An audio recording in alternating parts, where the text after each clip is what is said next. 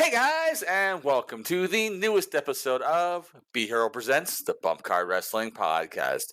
My name is Brian, and I am your host, as always. And with me tonight is my tag partner, Psycho. How you doing tonight, Psycho? Guess who's back? Back again. It's this podcast. Yeah, that's right. It's been a while, but I know we took all of December off, and not just us, but all of Be Hero. So you guys have missed out on Bump Card. You missed out on Slightly Agitated, but we are back starting this week, right back here, starting a whole new year with you guys. And before we jump into this episode, we are going to be reviewing AEW's Worlds End, and then also talk a little bit about the crazy week in wrestling we've had. But before we go and jump into that, Psycho, how was your holiday? it was good. I went to Disneyland, as you know, but our listeners may not have heard. Yeah, I spent Christmas at Disney, and it was mostly good. The second night I got sick, or the second day I got sick. We don't need to go into all detail. Yes, you went in with me. Yes. So we won't tell those stories, but needless to say, I missed almost an entire park day in the hotel room. So, but other than that, it was really good. And then I got my next vacation here in like just over a month, cruise to the Caribbean. So that'll be fun. Ooh. Yeah. How was your holiday, Brian? It was good, man. I got to see a lot of friends, some family, and things like that. Got to spend a lot of time with my kids and such. I luck out that my day-to-day job gives me a lot of vacation time and holiday time. So I spent a good chunk of December at home, which was very nice. And again, just to hang out with my girls, man, was a really fun time. But all that being said, and how everything's been going in wrestling, December was fairly crazy in general in the wrestling world, but not as crazy as this week has been. Yeah, I mean, December's usually a slow month for wrestling news and everything, but this week has been crazy. I mean, you had the World's End pay-per-view this past weekend, and then, gosh, I mean, you have Kevin Dunn leaving the WWE after, 40 years, like before WrestleMania, the first WrestleMania, he was a part of the company, and he's gone out. Now it's Triple H really, has the last of the Vince McMahon era pretty much gone, and it's all Triple H's, people in place moving forward. And then The Rock returning, throwing another monkey wrench into WrestleMania season. Who knows what's going to happen now?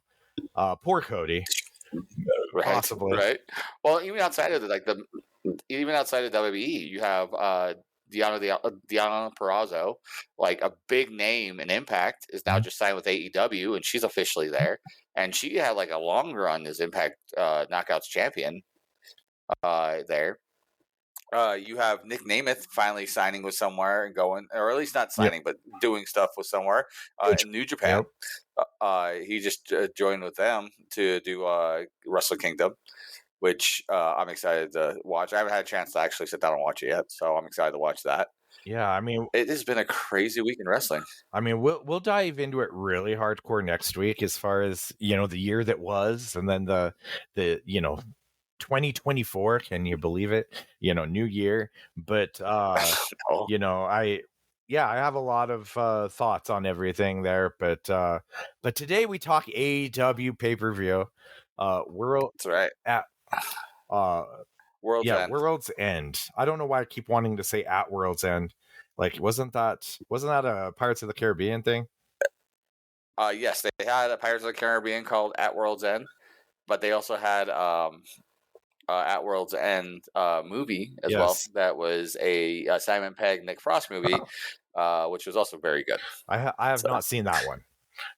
I've seen the Pirates of the Caribbean one. It's very funny.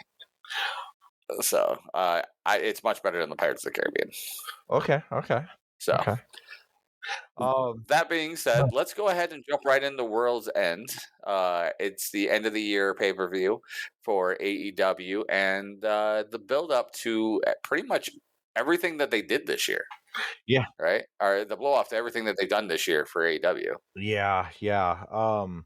The first match on the actual pay per view, as I like to do, it was a 6-man tag, the first 6-man tag of the show. You had Brody King and Jay Lethal, or actually, it's an 8-man tag.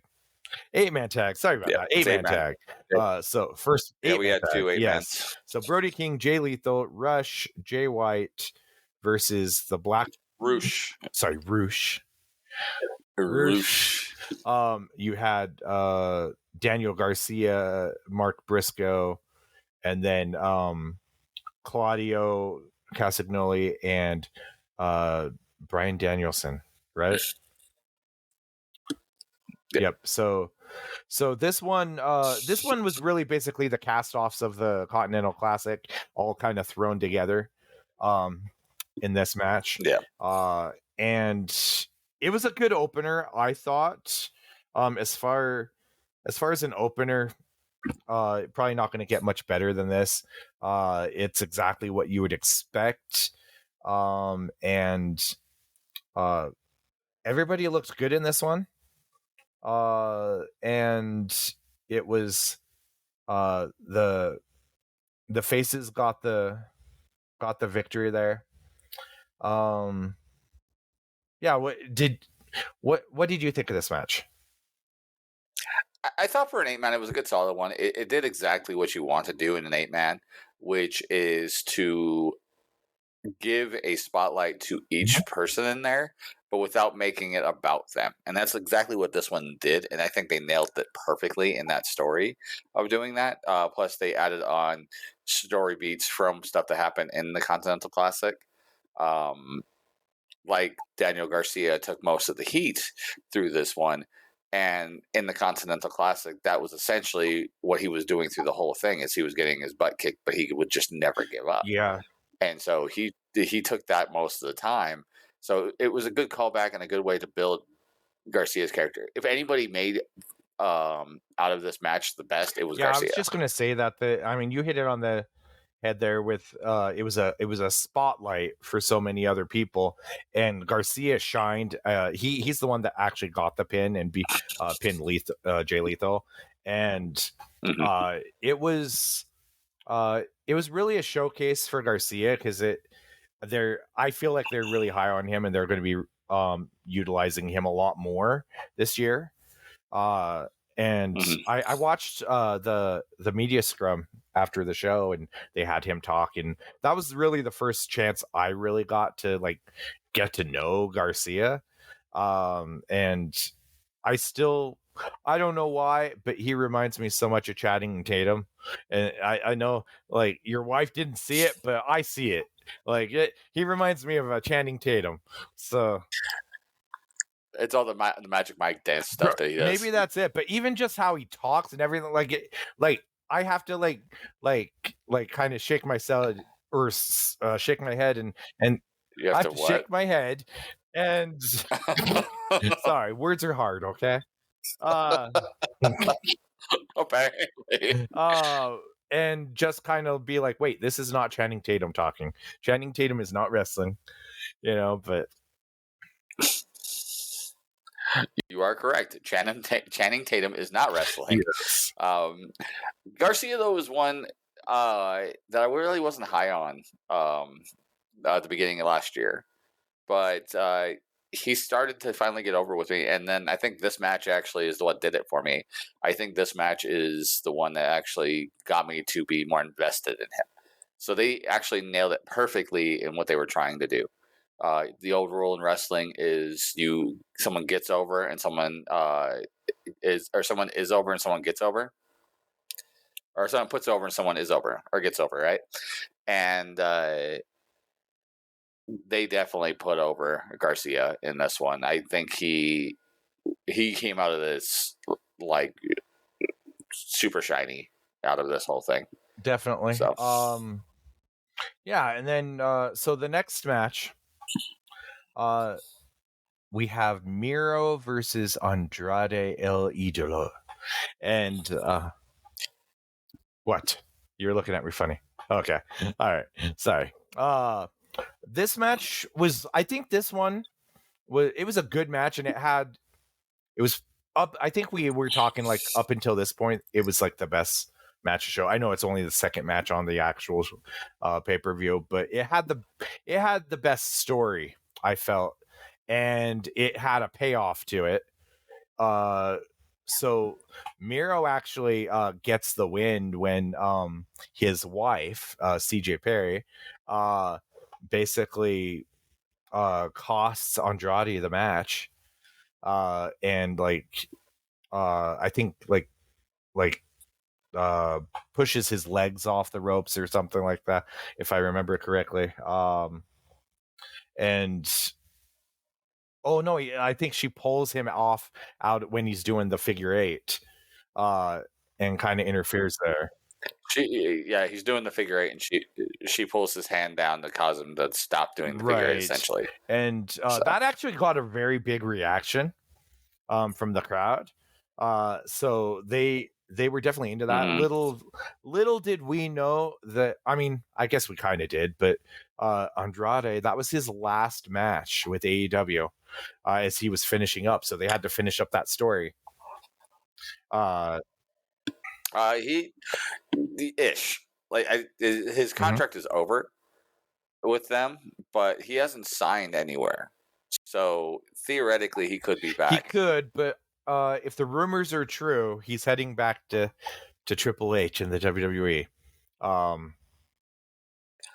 would go to his wife and the WWE. Oh yeah, Triple H too. You know, it is his wife's.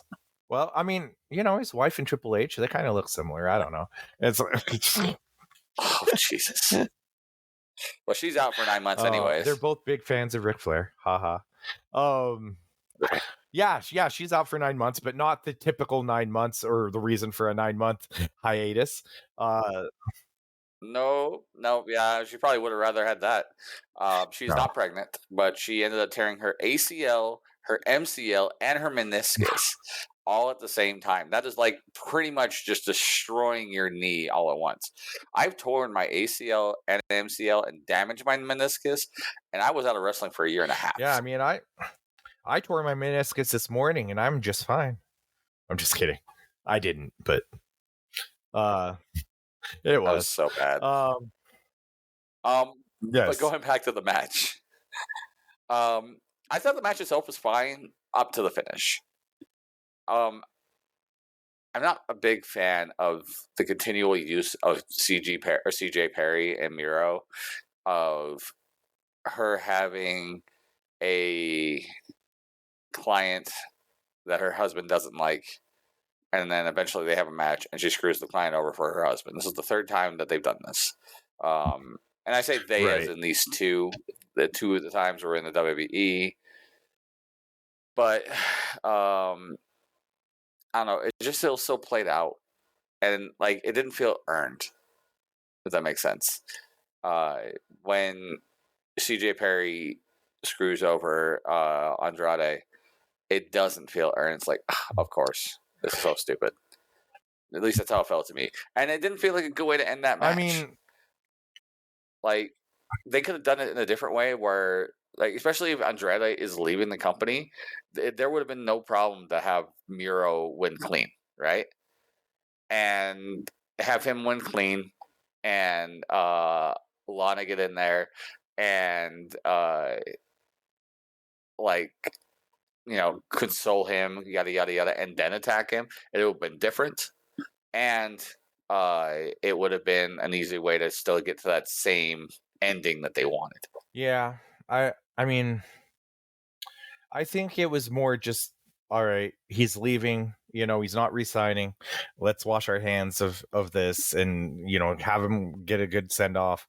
You know, I don't know. It was, to me, I'm not the biggest fan of CJ Perry being on screen. I think she doesn't add a whole lot to Miro and everything. And I think it is kind of played out, and it's kind of stale. Like, I think Miro, I think it's he's just fine on his own. He doesn't really need her in his corner anymore. Mm-hmm. But I see why they like put her on there, because, you know, she's, I don't know, what else are you gonna do? You know, you put them on screen to keep both of them happy. I just wish they would find something, a new story or a new take on this, so that we can freshen it up, because it seems like lately Miro's been kind of spinning his wheels and not really doing anything. So I mean, I'm happy on that front that at least they're doing something with Miro, because I think he's definitely underutilized on the program. But hopefully it leads to something, so that he can get more matches and more storylines. He's an interesting like character too, because, or I guess more not an interesting character, but an interesting problem, because he's a very good worker. He can work the crowd and everything else, but he really doesn't feel like a main event character or a main event like level personality. He's a 2.5 dimensional character. He's not a full 3 dimensional character. Like, so he doesn't have that extra oomph to get him to be like your big title holder. Like, he's not your main guy or the face of your Doesn't need to company. be either. You know, he can be just fine as that upper mid carder, you know, that you could slot in there for a title match here and there, but he doesn't need to be the guy to carry the company. You know, he can be the challenger of the month, so to speak, and he could be a good secondary champion. I think he'd be a great, you know, TNT champion, you know, holding that belt for a while, something like that, or, you know, yeah. He did hold the TNT for a while. But he did a great job at it, because he can just run through people, right? But he was a similar problem that Bobby Lashley had for a long time. Is he was so 2.5-ish dimensional that you never felt like you could really do much more than have him be a guy that you can heat up real fast to have a quick program with somebody while you're waiting for something to happen, right? And which is exactly what they did with Bobby. What they can do with Miro, and what they did with him as Rusev, is you had him as a guy that seemed like he could be a threat, but you really didn't feel like he was going to be much of a threat. Like, he wasn't actually going to win. It wasn't until like MVP came along and gave that extra half dimensional, a little more to Bobby, and allowed Bobby to kind of blossom out of that he really felt like he could be more. And I don't know what Miro needs for that, but he needs something. And CJ Perry is definitely not it. And again, he's a great worker. He can have a really good match with lots of different people and lots of different styles of people and stuff like that. I mean, you look at some of the stuff he's had match-wise. He had great matches with Orange Cassidy, and then also with Andrade, and those are 2 different kinds of styles. And then you also have him with bigger guys like what's his name, Powerhouse Hobbs. Like, they had stuff going, and they're like big guy stuff, and that's a totally different style. And they had good matches. He can have good matches with everybody, but he's just not the guy to be your champion, right? Like, your big time champion, which is sad, because when he was super hot with the whole Happy Rusev Day whole thing in WWE, he was never hotter than that. But I didn't ever feel like he could have ran the company. Like, he could have carried the company on his shoulders. I Even think as he's hot very as he ever similar to was. somebody like Claudio Castagnoli. It's like, that can get hot and everything, but you don't see them being the guy, you know, and which is fine. Yeah. Everybody has their roles. I think it's just he needs the right story, and he can get hot again. But I just, I guess that's in the hands of the, whoever's booking him. So, And on the opposite coin of that, I think Andrade was underused in AEW. I think Andrade could be somebody that could be hot enough to be a champion. He has a lot of the pieces that you need to it, and the intrigue, and just the way he does stuff. A great example that I've heard a couple of times now from people is that spinning back elbow he does off of the capture foot spot. So he goes and does a kick, they capture the foot, and then he spins out and does the back elbow.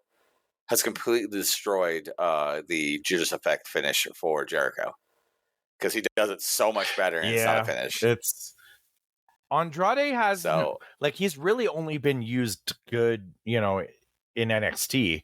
He was used really good, but even WWE, when that was more of a Vince thing, I think. But he didn't, utilize him well there, which is why he went to AEW, and then he didn't really get utilized to his fullest there. He had some good matches, but that was pretty much it. So hopefully, if he does go back to WWE, Triple H having the book will be able to utilize him a little bit better, and he'll get a little bit more screen time. I agree. I mean, he was a Triple H guy, and it was not by accident per se, but it was by an injury that he won the title in NXT. He beat Drew McIntyre for it when Drew got hurt in the middle of the match, and Triple H gave him the chance to run with it, right? And he did really good. There were some great matches he had, and having Selena Vega as his mouthpiece on there at the time, they were amazing together and doing stuff in there.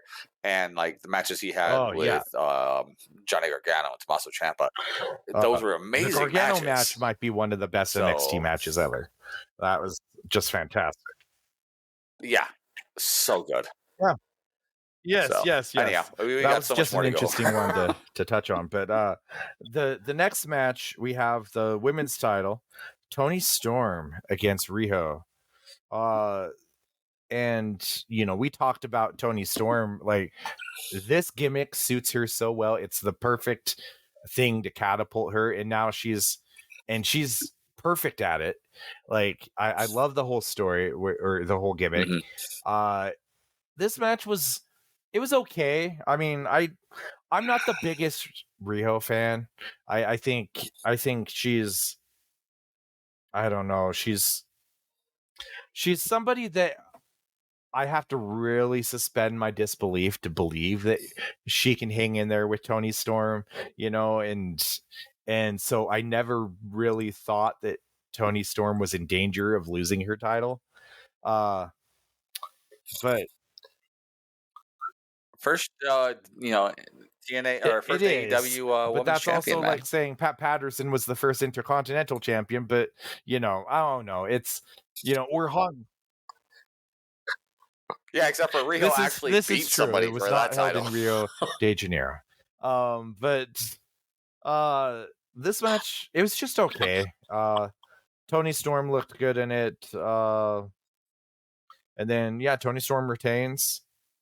And the big story there was with Mariah May coming out at the end, and they're finally having her wrestle, or they just did. She just had her debut on Dynamite. But I mean, not a lot to this one. I mean, you have any thoughts on this match? Not really. To be honest with you, this match could have easily been on Dynamite. Honestly, it could have easily been on Rampage. But the match itself was fine. There's nothing to write home about. It definitely put over Toni and didn't do anything for Riho. But I think part of the problem is it's hard to root for Riho when we don't see her. I think in the last 3 years, maybe 5, well, let's say the whole last 4 years that AEW's been around, outside of the time where she was champion at the beginning and stuff like that, I could probably count on one Yeah, and hand. I I think remember seeing that's Riho in a match. well, that's part of the problem is that she was the first champion, and that's really her only like the thing that they can slaughter into any title match. It's like, oh, she was the first champion, and actually she's won it a second time. I think so. It was like the first ever two-time women's champion or something like that, and it's just like that's her really. I think she's overly pushed, to be honest. I think for the wrestlers that I want to see wrestle, uh I don't get why she's getting all these chances. I would have much rather have seen Tony Storm versus like Soraya. If Soraya had beat, and got this title shot, there's more of a story there. And so I would have been a lot more interested in that. Mm-hmm. Maybe the match would have been good, maybe it wouldn't have been. But the story would have been there at least. And I could have sunk my teeth into that a little bit more. It just needs more star power, I think.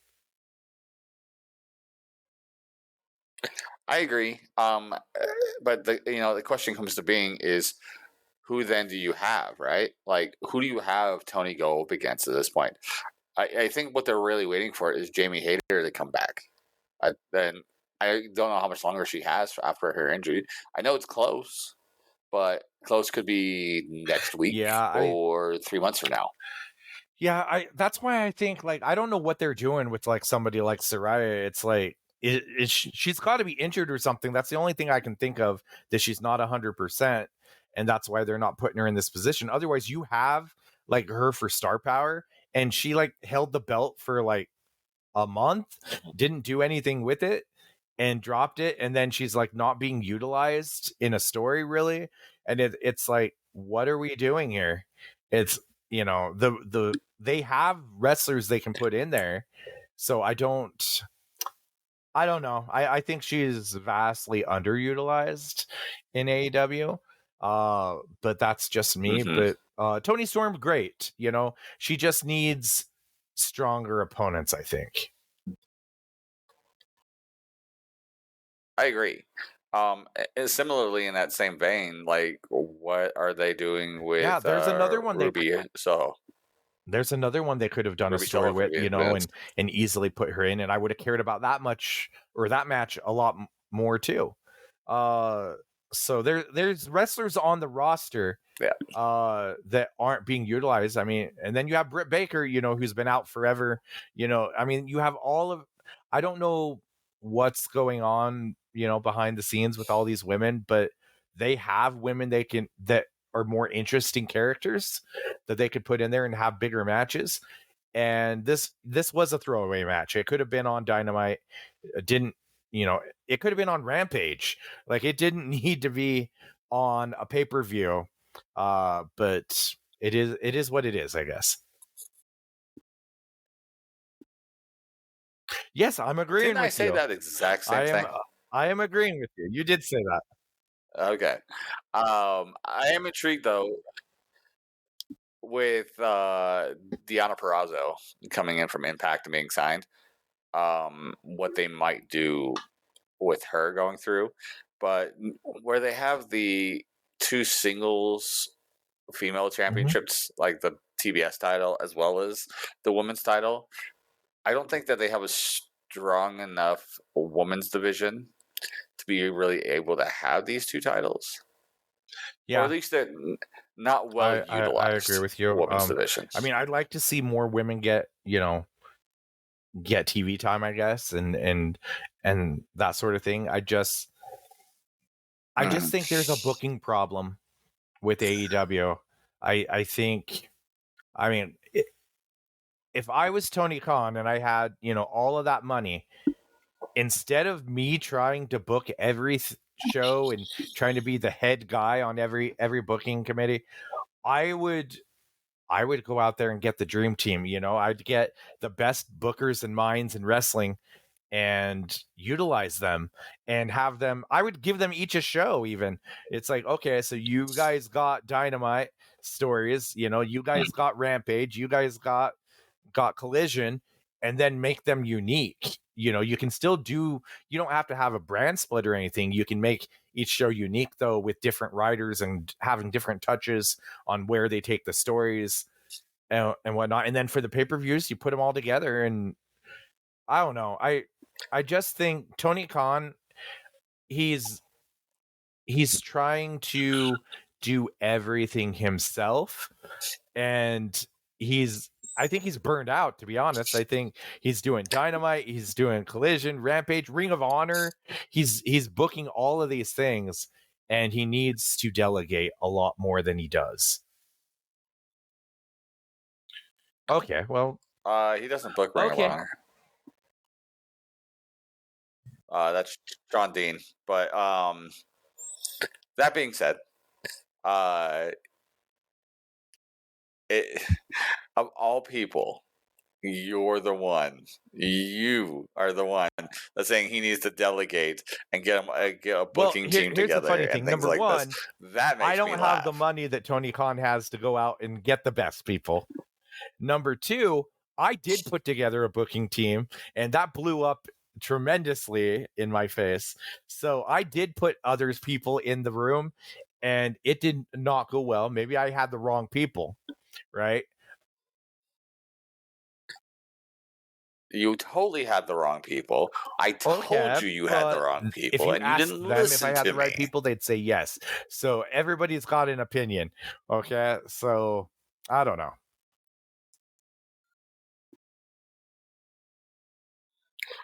So you go with two guys who, I mean, mind you, they were friends, but they didn't know how you think in the wrestling business like I do because you trained me.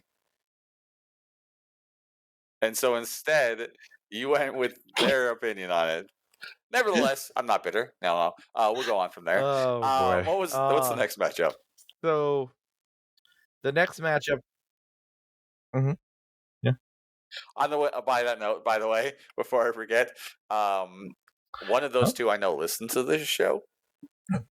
So love you. So I love you, brother.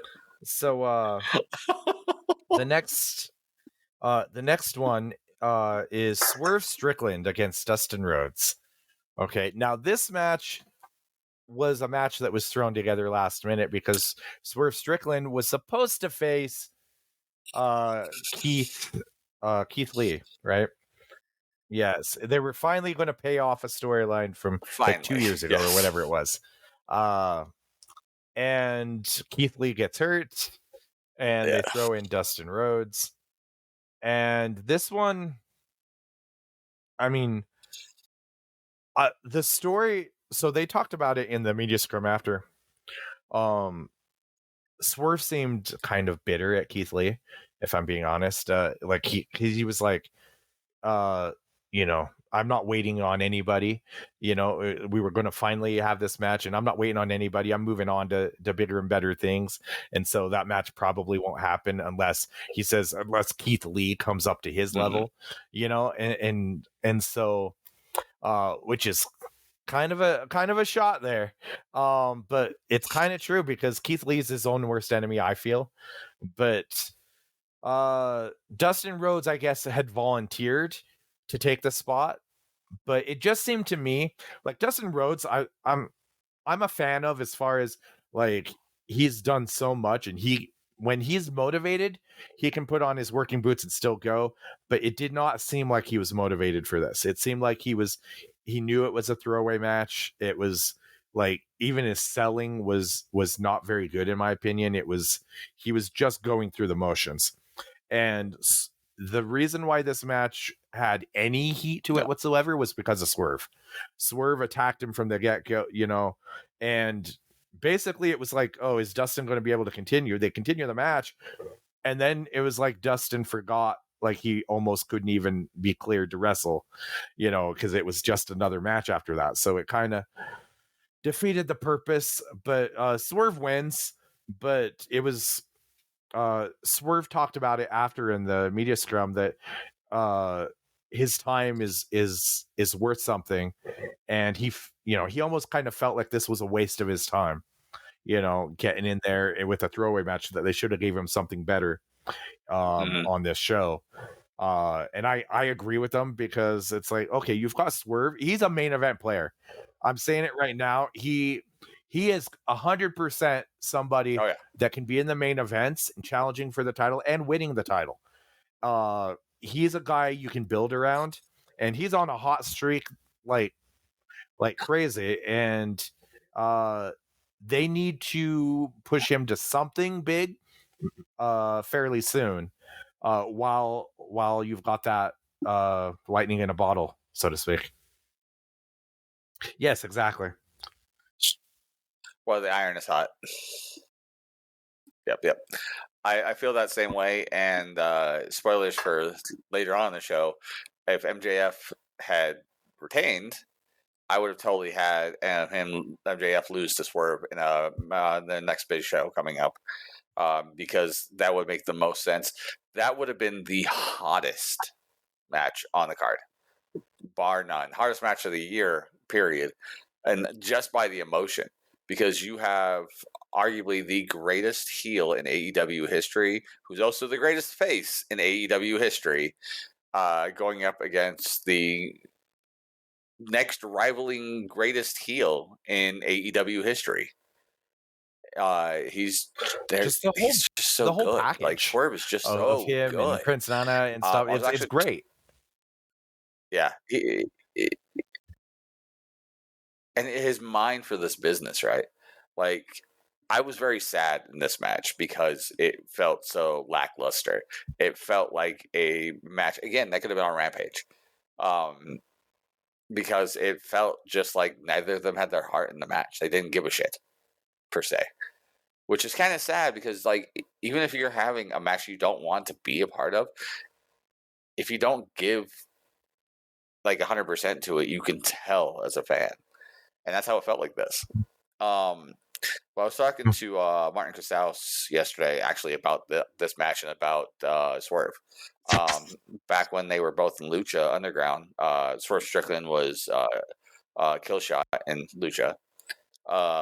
They had one of the greatest matches in Lucha history, which was a hardcore match or a ladder match of some variety, and it was insane what they both did. But they told such a great story and everything else. But Martin was telling me that he's like Swerve's just such a smart worker. He just understands the business on a different level than just about anybody, and you could see that in most of his work, and 95% of his work, and the way he acts. And that's another one that WWE just wasted their time with. They had such an opportunity with Swerve to make him the next big thing. No Brock Lesnar pun intended. But they could have made him something huge, and they just wasted one of those guys that he's doing 1,000% better in AEW of what they've done with him so far. But it's mostly, I think that's mostly credit to him. I think Swerve is making the most of his time. And honestly, how I would have done this match with Dustin, when he attacked him beforehand, they didn't even need to do the match. They should have just had him, if they would have had him attack Dustin and put him out, and the match doesn't happen, and then he just cuts like a scathing promo or something, that would have been a better use of his time, and it would have been a lot more memorable than him doing the beatdown where it's like, oh, is Dustin going to be able to clear it? And then Dustin still does the match and gets all of his crap in, all of his moves, just to have a match, a 9-minute match, no less. The match didn't need to happen. It should have been a statement, and Dustin should have been in there to give the rub rather than having a super competitive match, especially after the stuff at the beginning before the match started. Yeah, the whole, it's like that should have been it. What was it? It's like you don't come back from that and then not sell it and have a regular match. Dustin should know better.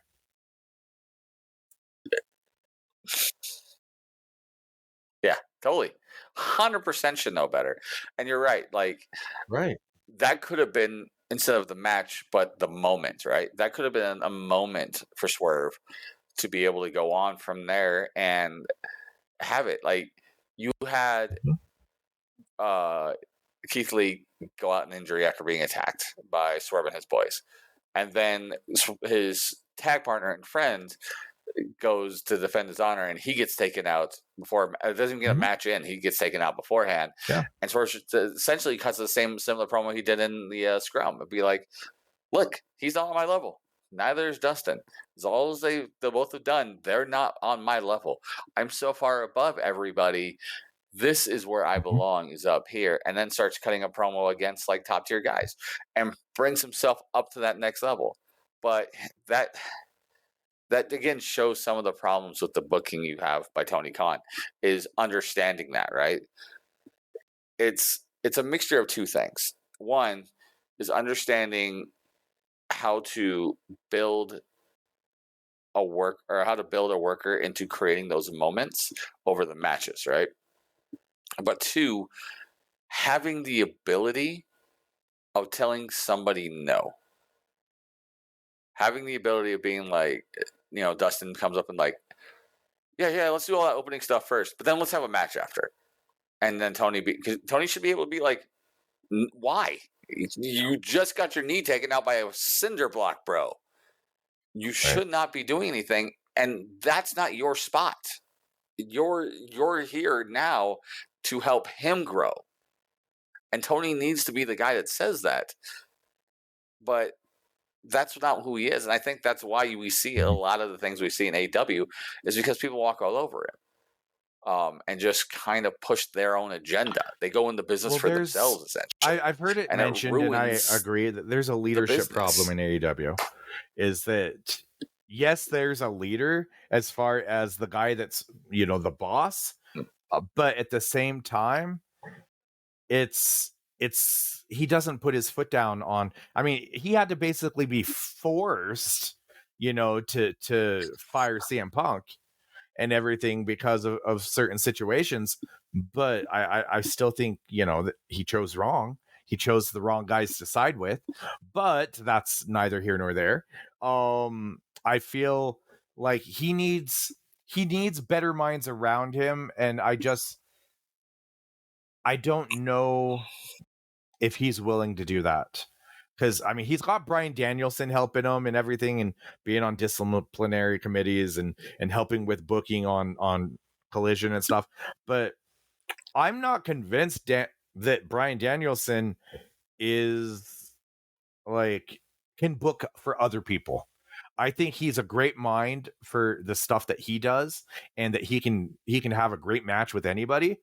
But when it comes to creating ideas or for being an authority figure, backstage, or being that, he's respected, but at the same time, I think he's too nice of a guy to really, be somebody that would tell somebody, no, we're not doing that, and that doesn't make sense. There's guys out there though that would probably be more than willing, that understand the business, but Tony Khan needs to make a change soon, because otherwise it's just going to be more of the same. And it has its moments, but at the same time, it could be so much more than what it is.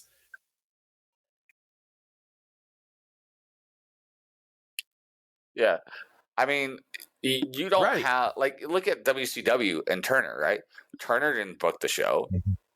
He was a huge wrestling fan. He still is, and he put a ton of money behind everything and was the boss. But and you didn't have him book. He went and got if you Bischoff, and then hear from Russo Bischoff wasn't really the head booker either. He had his hand in the NWO story, but as far as the day-to-day with everything else, no, he had a booking team that did that, and he very little, had his hand in that. He had guys like Kevin Sullivan and those types that were booking the show, and they were very good at what they did. So, right. Yeah, but Bischoff was their leader, right? Like, he was the guy to be like, no, this is what you're doing. Or you can find the door. Same thing when Vince was in the WWE. He had a booking team, and he did a lot of the booking. Don't get me wrong, but even when Vince Russo was in the WWE, the reason why that worked was because Vince Russo and Ed Ferrara would come up, with these ideas, and then Vince would throw out everything he didn't like, and he would rewrite some things and he would filter it. And then he picked the best ideas. And that's why it worked. And that's why, in my opinion, when like Vince Russo went to WCW, when he just had the final say and nobody was helping him, it was, you had a lot of bad ideas come through. So yes, but yeah, Judy he Bagwell needs on the help. pole. I don't know, if he's going to make that change, but he needs to.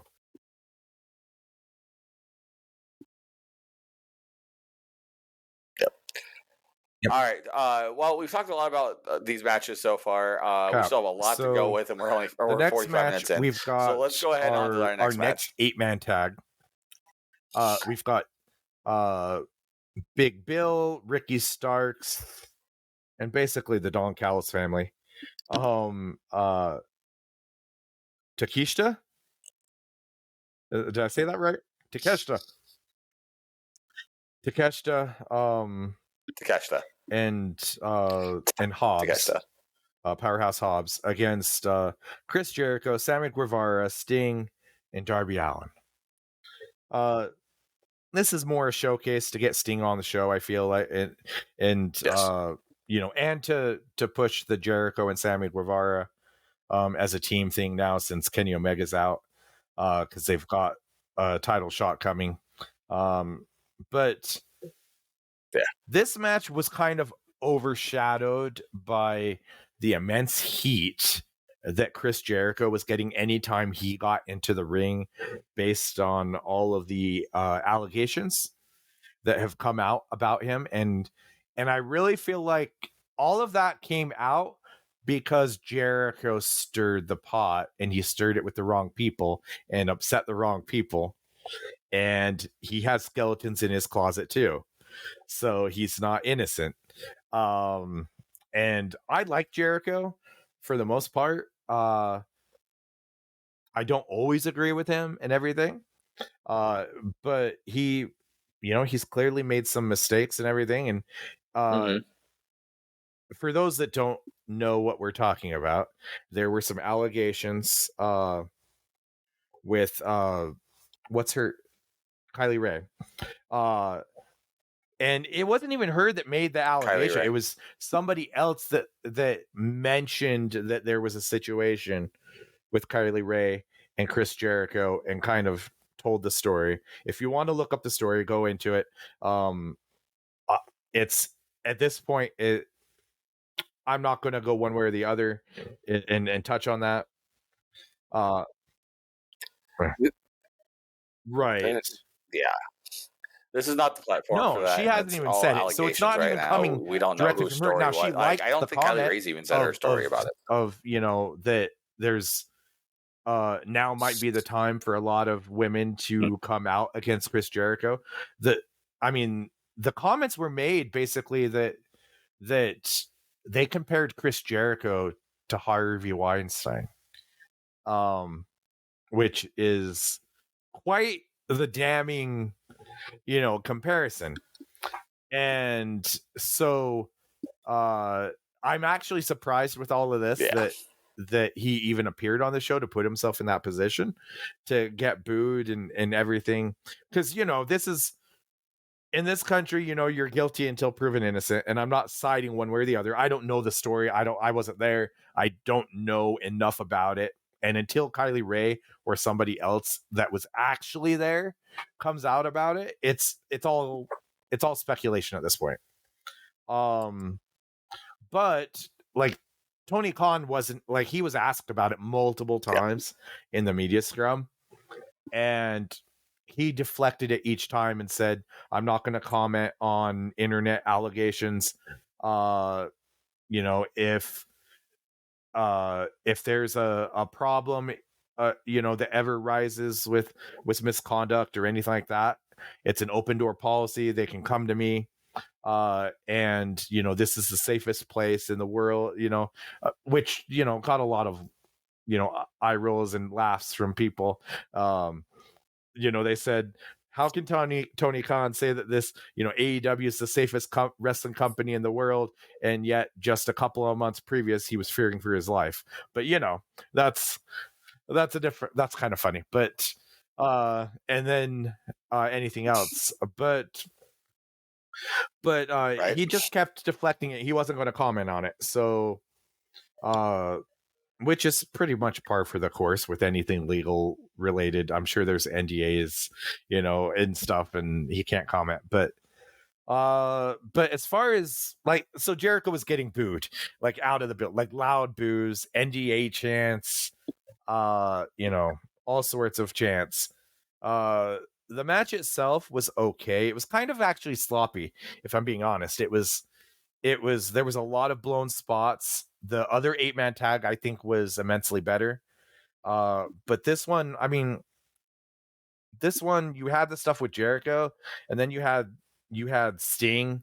That's he's basically just, it's a highlight show for him until he gets to his retirement. He's doing what he can.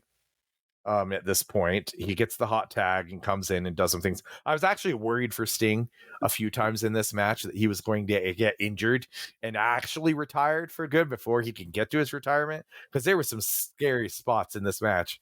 And then they actually did Right.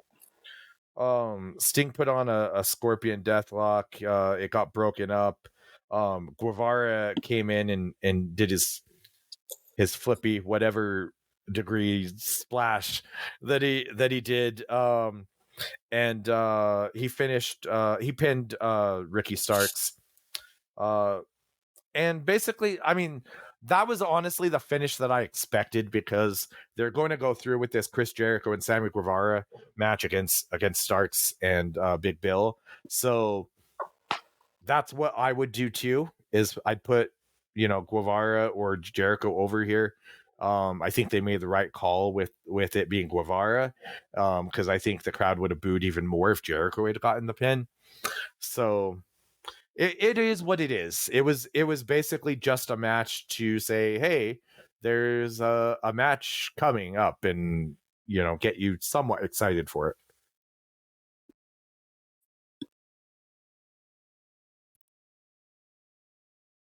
Yeah, and we talked about it during this match that they really should have been building this match as Sting's last match in LA.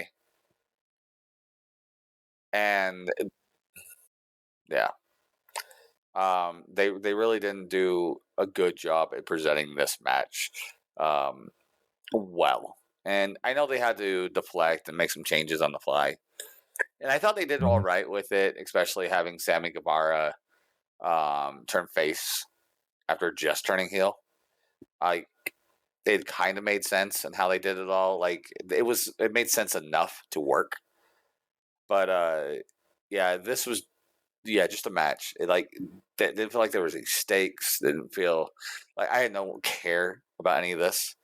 And sometimes that's a problem with the AEW stuff, is they don't build stories strong enough in their matches to have me. And I know that you have, you've kind of spoken out about too many similar type matches on the same show. If you've got 2 8-man tag matches, and that's really just to get as many people on the show as possible, right? I guess I prefer that over a battle royal, although they did have a battle royal in the pre-show. But still, it was, at least they didn't do them back to back, I guess, right? Yeah, I know you would have, because they've done stuff like that before. Oh yeah, I would have lost my damn mind. Oh yeah, they had it where they had like a 6-man on the pre-show, like the last match on the pre-show, and then like a 6-man, and then like an 8-man, and it's the just first a bunch 2 matches. Of spots. And I was like, "Are you freaking serious? I don't remember anything that's going on between all these matches." Yes, it's exactly. So which is a the problem next with match, we got the TBS women's title. Nevertheless, we've got so much Julia more to go Hart over. defending against Abaddon, who we've worked a show with, at least one show. And this match, it was all right. I like Abaddon in here against Julia Hart. They're both very similar. as far as kind of their. I mean, the crowd was chanting "This is spooky," which is kind of funny. And I thought it was okay. There were some sloppy spots, Yes, but yeah, they did. like even yeah, she's super young. Well, Julia Hart's only 22. She's only been doing this for like 4 years. So, and then Abaddon, she's been doing this. I think she's on her 6th year now, if I remember right. And she's younger, but like she's not out of her 20s yet. But she's been trained by some very good people. Like she trained in RMP. She trained with Devon. She trained with Matt Yaden, and she's trained with a lot of great people. So I know she's got that quality, and you can see it in the way she does her character work, which is the biggest thing, and which was so different than what you normally see in an AEW match is character work. This match had one big flaw to me, though, and we talked about this on Saturday when we were watching it.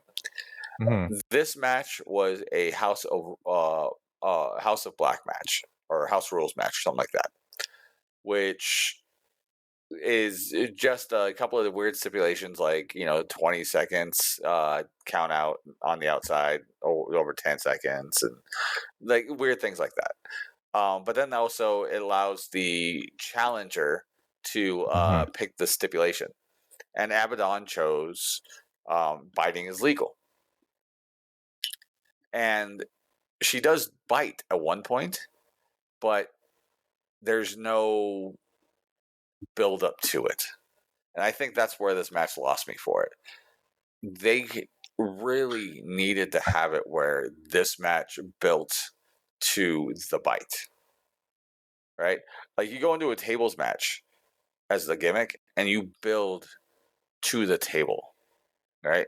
Or you go to a ladder match and you build to getting the ladders and involving the ladders and then eventually using the ladder to get to the belt. Submission match, you build to going for submission, so you start working that body part, trying to go for it, I and not agree. getting it until you finally get it I and you get kind the of crowd over. thought, They needed to it's build you to bring that up the tables bite. match, and that's probably a lot And they more did. relevant stipulation with that. I think of like the coal miner's glove match, and it's like that's that's an old gimmick, but like if you have a coal miner's glove match where there's a coal miner's glove on a pole, Vince Russo probably loved it. But if you go up there and you get it immediately and you start just pounding away at them with the coal miner's glove, the gimmick means nothing. Right. But if you build to it and it's like, oh, who's going to get it? And then you get it and then it plays into the finish. That's how you do it. And that's how this should have been. It's like when the bite finally happens, it should be a big deal and the crowd can pop from it, and instead of it just being like, okay, so biting's allowed. Okay. And now they're biting, it's, yeah. Right. Which makes more sense to build up And she to only it. bit once. There was one bite, and she only went for it once. Yeah. But yeah, you could have totally built that to the finish and gone that way to allow that kind of thing to go with. Like, and then a similar example, right, with the coal miners glove match is if you would have gone and just randomly not going once for the pole, not going once for the glove, and then just out of the blue, you like 1 minute, I'll be right back. Well, so we'll grab it and then bring it down and start using the glove. It would have meant nothing. And that's how the whole thing felt like. The match itself was fine, but if you're going to have a stipulation, you got to use it. It's Chekhov's gun in acting. If you see a gun, it needs to be used on stage. And that's the same thing here. If you have a stipulation, it needs to be used and it needs to be teased to build to that. The story of the match needs to really be the get stipulation. The whole house rules and that's things where it's the challenger, so that because took away a lot that from kind me. of goes against it, because it's like you'd think that the house rules would be, okay, the House of Black gets to choose the stipulation instead of the challenger. Because why would you do that? Why would you have the challengers pick the stipulation. It's like the house rules. It's like, no, that's the, you know, the players ruling then, because you're putting the advantage in their hands instead of the house. I don't know. It seems a little backwards to me. I mean, unless they're trying to build up, you know, the House of Black, where it's like, okay, you pick the stipulation, we'll still beat you. But out of all the stipulations you could have picked too, it's like bite, and then you use it once and it means nothing.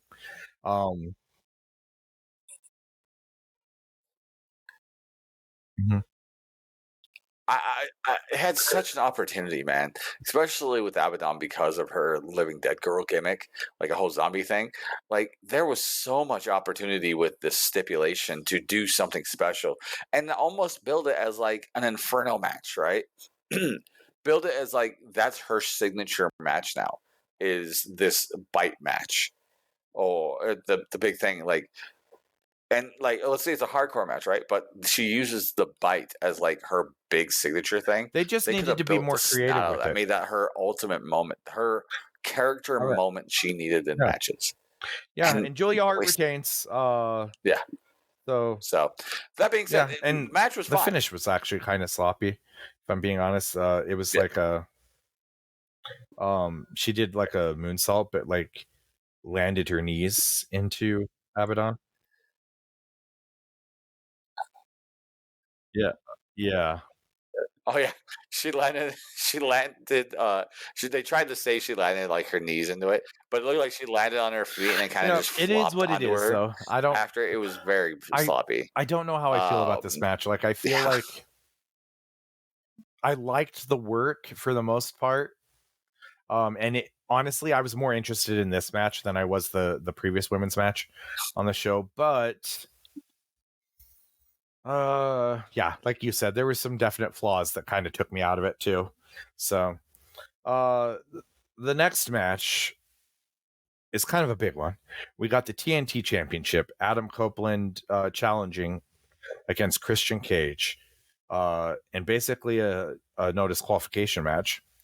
And this one honestly was great. It was intense. It seemed like there was a blood feud. You know, it seemed like they had that aggression, and they told the story perfectly. um and you mentioned that it was kind of like a WWE style match. um it was very well done, actually. Which I completely thought, Yep. like, I expected it, because you've got two guys like Adam Copeland and Christian, who not only are they best friends, but they are great minds for the business. And so, especially Christian. And so I knew that it was going to be a very smartly worked match. And everything would make sense. And you had some towards the end. You had like stuff with Nick Wayne and his mom and stuff, and they did a spot which was kind of a throwback to the Edge and Mick Foley match from WrestleMania, where they got the lighter fluid and they did a flaming table. The first table went out before they were ready to use it, so it went out quickly. So they had to douse it with even more lighter fluid. And it was poor Nick Wayne that went through it in a powerbomb spot. Uh, You're right. You're right, because the table didn't really break; it just tipped over, right? So, but it did look like it It went hurt, as through far it, as, bounced off of getting it. put down onto into the flame. Like, yeah, Yeah.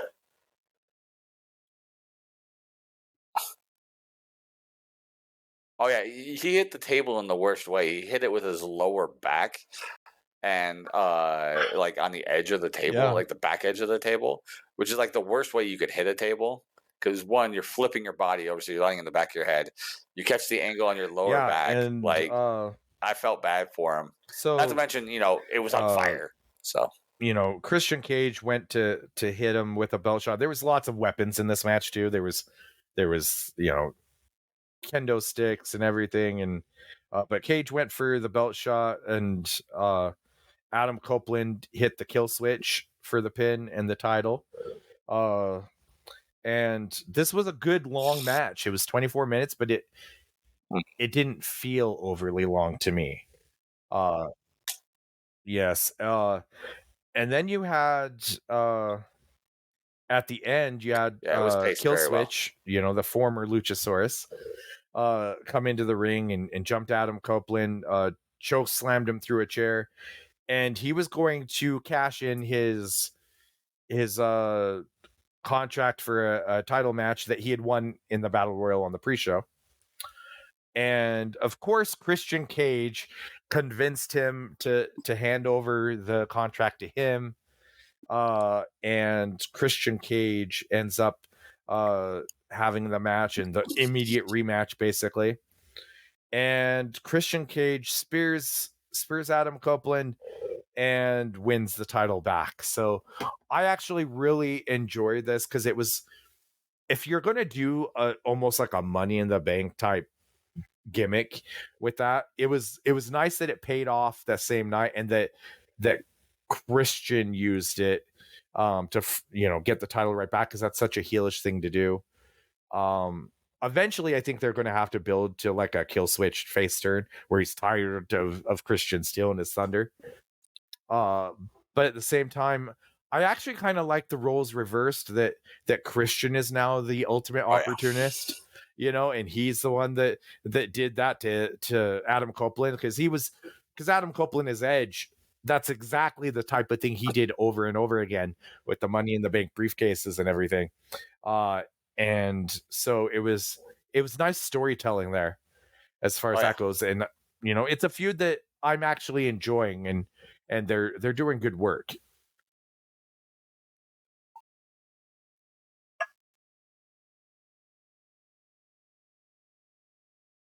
Yeah, I agree. I think the match was a very solid match. It was probably, up to this point, probably the best match on the card, and for me, I'm kind of flopping whether I like the cash in finish, though. Like, it makes sense, but I also feel like it's such a cop out as well of having that flip flop. It kind of makes me feel of the old school hardcore title. It can be defended 24/7 kind of situation where someone wins it and then someone who gets, then they get rolled up and somebody else wins it kind of thing. That's kind of how it made me feel after. It was just, I don't know. It didn't feel well, but story wise, like, I think if to you're me, pitching the story since makes the sense. story is not over yet, But we kind of I have don't to know, just wait to see watching how it it on plays there, it out, didn't because feel as good. it could be, if this is a drawn out story and it's a well done story and it ends in a big blow off, and everything like that, like, this won't look bad at all. It'll look as like just part of the story and everything, and they can build into it and build into that hatred. Now that Adam Copeland's even more upset because he had the title and he got a little bit of comeuppance, and then Christian, took it right back basically.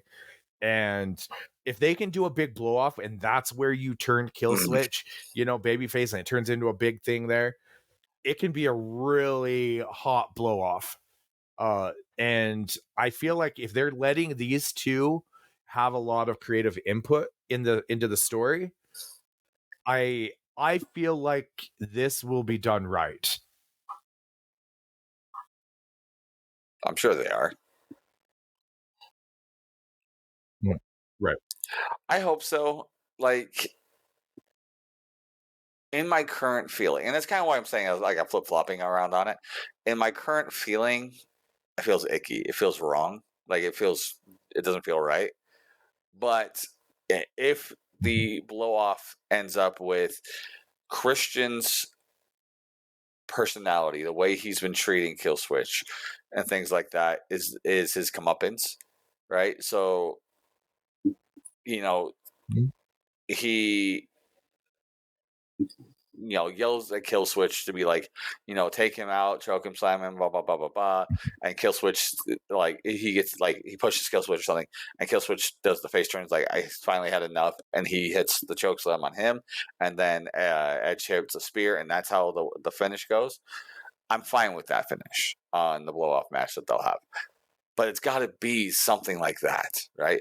It's got to be the comeuppance for Christian against both Adam Copeland and Killswitch / Luchasaurus.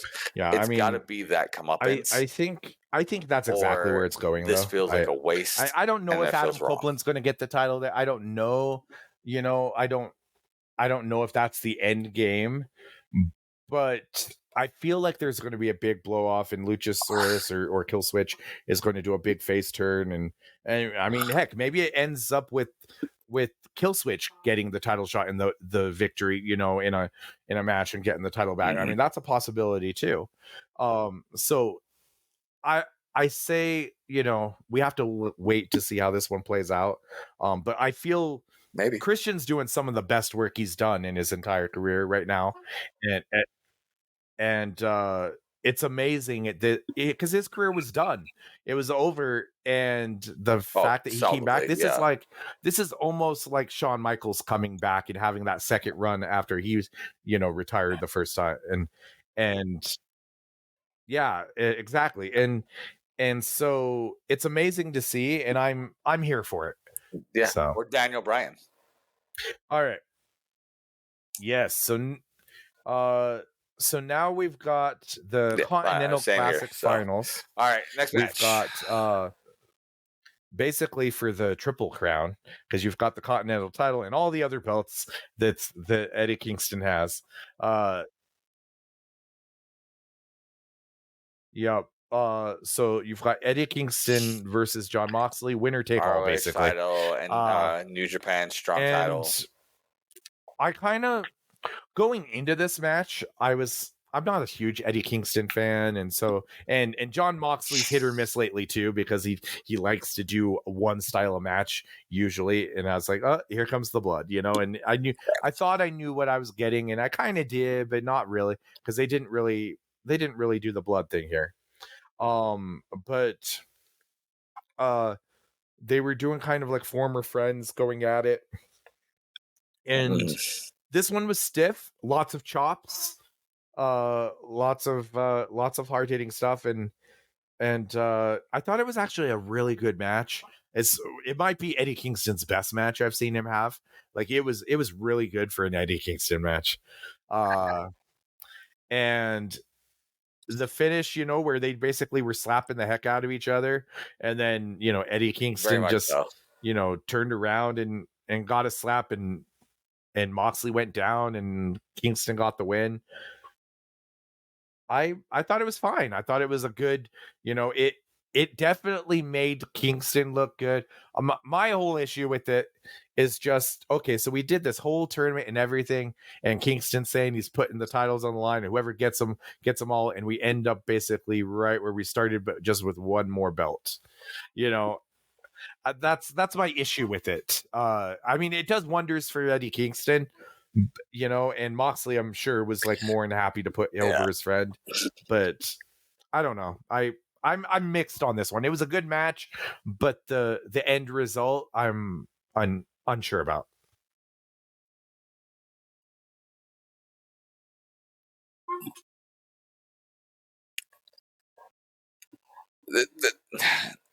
I'm not an Eddie Kingston fan either. We've talked about it before, but I also agree. I think this is one of his best, if not his best match he's had. And he's had a lot of really good matches lately. The thing, though, with this whole bit, one, I agree with you. Like, at no point during this match did I ever really feel like Eddie Kingston was not going to win this. But building into this match, the story for the Continental Classic, they did it in a really good way. Because one of the stipulations for the Continental Classic is if you lose 3 times during the Classic, you're out, right? Eddie lost the first 2 matches he had.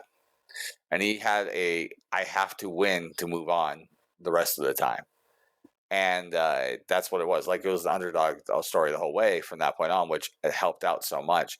And this whole Continental Classic and this match built Eddie Kingston. I think from this point on, he has the opportunity of doing something very good, and theoretically, I'm surprising I'm saying this, could theoretically Yeah, be the I AEW don't know if I would go champion this time quite next that year, far, but based um, solely off of this. yeah, I mean, I don't know. I think it definitely elevated Eddie And Kingston I'm not talking about just the match; quite I'm a talking about the bit. whole Continental So Classic. it did do that. I definitely feel a little bit differently about him than I did beforehand. But yeah, it was a good match. And honestly, these final three matches, and we'll get into the last match here in just a second, but these final three matches, a heck of a way to end the show. And so like it was basically the big three matches, carried the show. And that's without those Mm-hmm. three matches, the show probably, like the first half of the show, like if you really go back, it was like, it's like, okay, is this really a pay-per-view quality card and everything? But then you have these last three matches and it's like, oh, it saved the show. But yeah, so the next match, the last match, the main event. So Yeah. we've got MJF defending against Samoa Joe. And there's the big story going into this about, who's the devil and everything. And we both felt they have to pay it off here. They can't drag it on too much more. And but I do have to mention for MJF's entrance, they Yeah. have this awesome video package where they've got like all these like fans and people from his past like putting on like the scarf and saying, he's our scumbag, and talking, and they have somebody playing his ex-girlfriend that basically says a bunch of stuff that gets bleeped. It's amazing. If you haven't seen it, hunt it down. I gotta watch it again because it was that good. Like when she got done with all the bleepity bleeps and everything of what they used to do and everything, It was very good. we looked at, like you and I looked at each other and we're just like, we could not believe it. It's like, what? And then they kept going and they ended it really well where there was this guy saying like, I'm not saying that, and it looked like these like mob people coming out with bats and stuff, and then it comes back to him and he's all beat up and he's like, yeah, he's my scumbag, or he's our scumbag. And it was just a great payoff. And whoever thought that up, keep them on the payroll, whatever it is, because that's exactly what can set them apart and have it. It made the match, like it got me so hyped for this match, and it made MJF that much over. It was just amazing.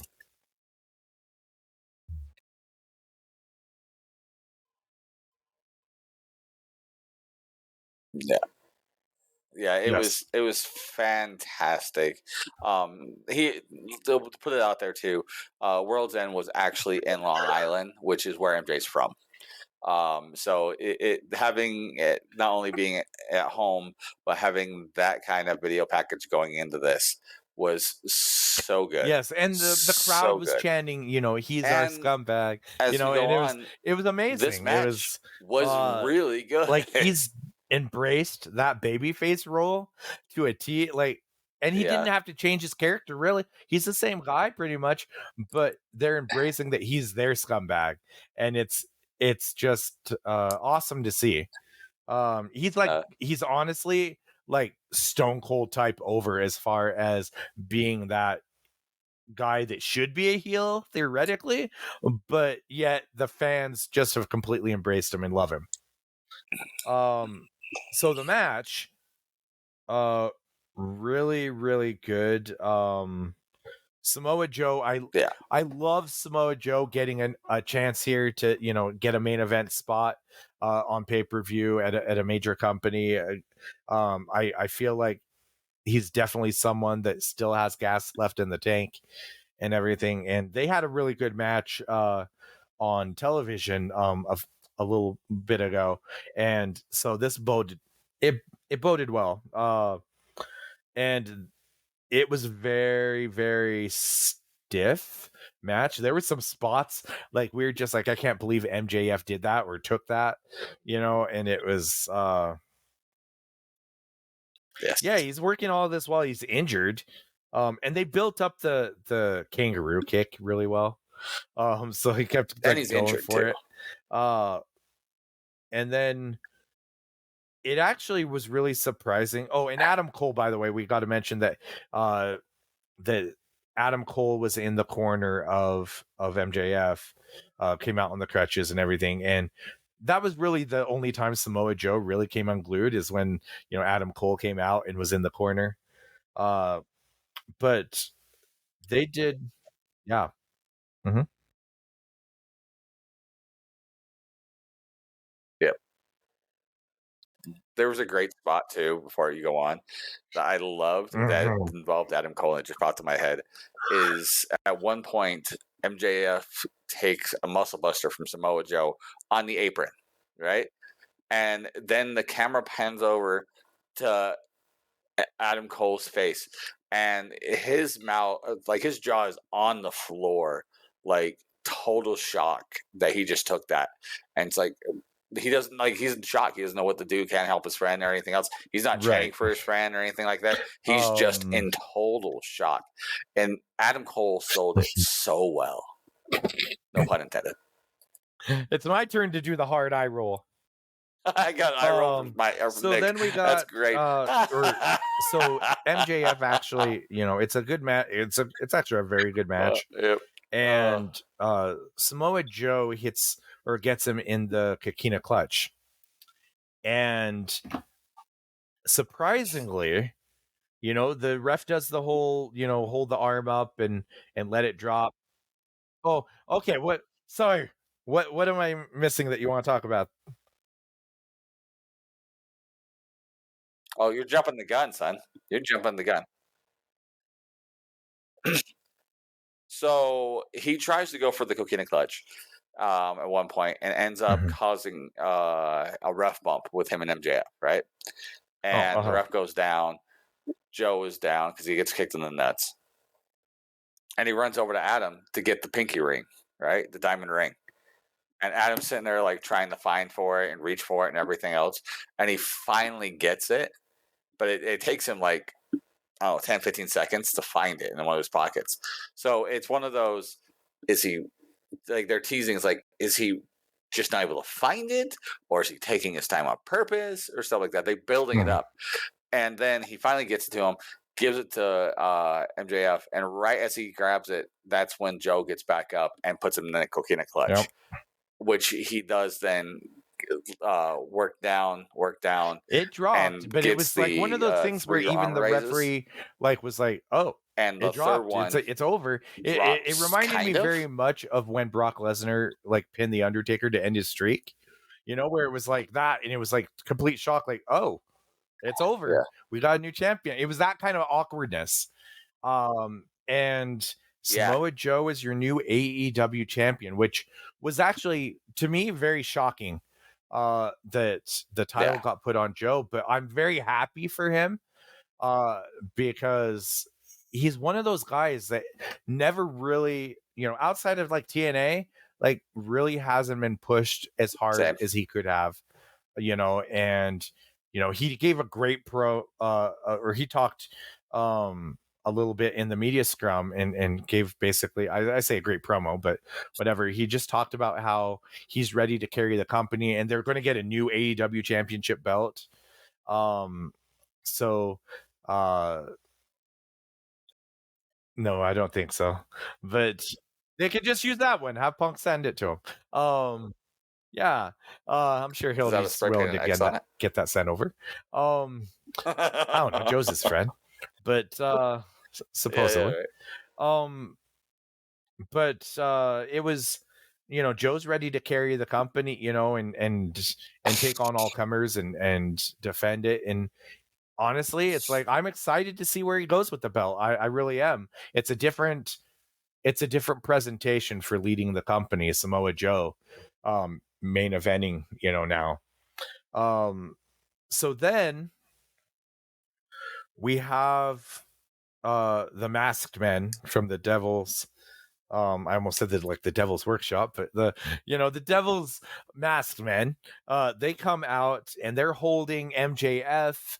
They're holding Adam Cole, and the lights go out, and the lights come back on, and Adam Cole is sitting down. They're not holding him anymore, and MJF is just like in tears basically because that was his one friend, and Adam Cole pulls out, they do a big beatdown on MJF, and Adam Cole pulls out the devil's mask and drops it on him, and Adam Cole's the devil. Oh, and then they do the big reveal where the other guys are unmasked, and you've got Wardlow, you've got Roderick Strong, and then you've got Mike, and Mike Bennett, right? Had Mike Bennett been working in AEW before this? Okay, I just Matt Taven. Yep. okay, gotcha. Yeah. Okay. Yeah, It begs the he's question been if we're part going of to the get thing Maria with at some point. the It's Roderick like I Strong, certainly like hope so. the whole neck strong But thing. Like it was him, Matt Taven, and Mike Bennett. So mhm. they'd have to eventually break it off where the Yeah, Kingdom, which probably. is I Matt think Mike Taven and Bennett's so much more Mike Bennett, interesting when he has Maria. But are either without as Roderick most men Strong are when they have a or hot chick, that team breaks in up and it's just Mike Bennett. in their corner. But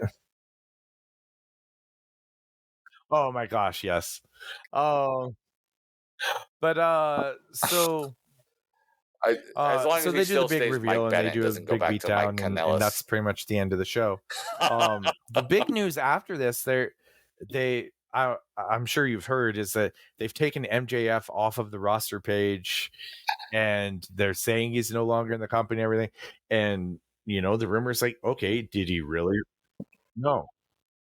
No, Adam Cole said that Yeah. in a promo. He said, that he's, MJF's no longer here in this company. So Adam Cole said it, They didn't say that but he's not longer in the company. that could be all storyline for a big return, because I mean, the only other option is that he does appear in W and he goes over there and they sign. But last I heard that It's 100% a storyline. AEW had already resigned him, but then he said that he wasn't signed. But that I took that as storyline, and they were going to make a big deal out of where he signs. So I don't know what they're going to do with this. My gut says that MJF is still there, and they're going to do a big comeback probably once he heals, so they can do it properly. Okay.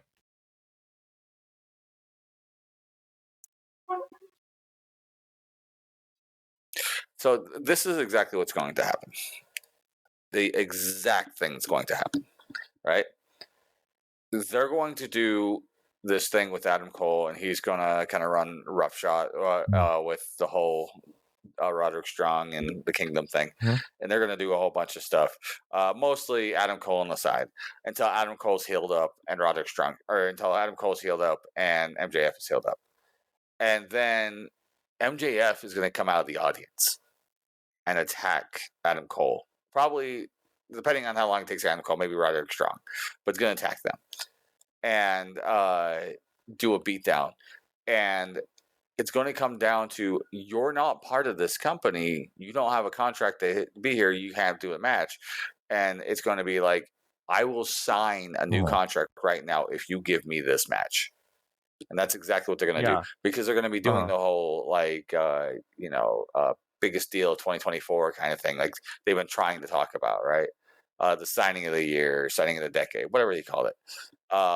And that's how they're going to do this. And that's the storyline reason of why he chose AEW over anywhere else, is because he gets his hands on Adam Cole. If they miss the opportunity to play his music when he comes out for the bigger pop, and so I don't know if he comes out through I mean, it very well could happen that way, or he could still come out with the music or something. But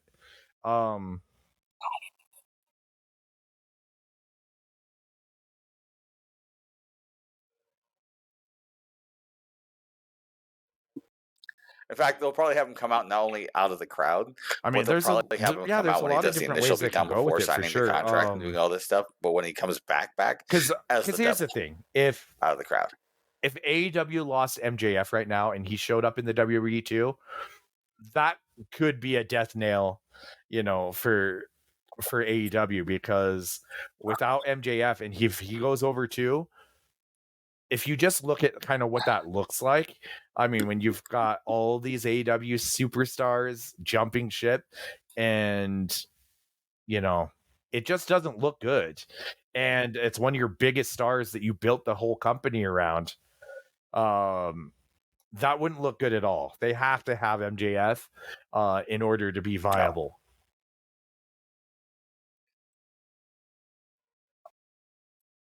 If his, especially if he keeps the song, because they've done that on quite a bit. Like if he came out with that that song, being that said, I music will hits lose my at the goddamn Rumble. mind if MJF comes out of the Holy, Rumble. you know what?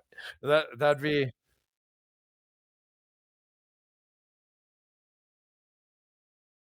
Oh my god.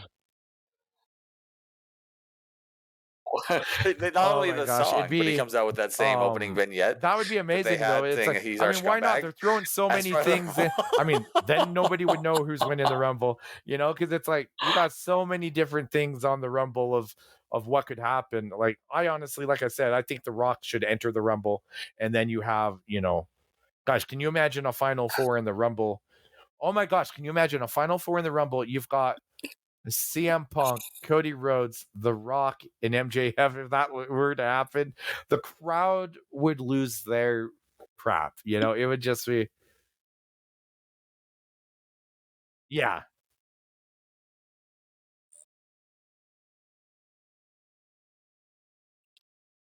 Mm. I know this is AEW's Mhm. review, but I just want to put this out there real fast. I would love to see this, especially with having The Rock in there and how everything's going right now. The first two entries, 1 and 2, Cody Mhm. and Punk, have them go all the way through to the end, have them be the last two. Because you, at that point, have no clue what's going to happen up through there, right? And even have it again, like Yeah, I was saying about having I Solo don't in think it that's and what they're having going to do, Solo because take The I would Rock think out that and then having Solo's it going to building a face storyline Cena. for Solo and The Rock at That's what I WrestleMania. would think that they're building towards. Um, well, Cena had his whole issue with the bloodline recently, and did the Why? stuff with Solo. So, they did the tag match, What and has he done for Cena? I Like don't know. what storyline is there with Cena? I don't see The Rock coming back to wrestle Solo. I just don't see it. Mhm. Um, it yeah, I think Rock's I facing think of Roman at some, anybody, if it whether or wasn't not it's Roman, it would Elimination be Chamber or whether Solo. or not Because it's one, it's family, WrestleMania. and it makes He's sense to coming give him back the to face rub. Roman. They're not holding that off for another year when they've got him, now, and he's teased it.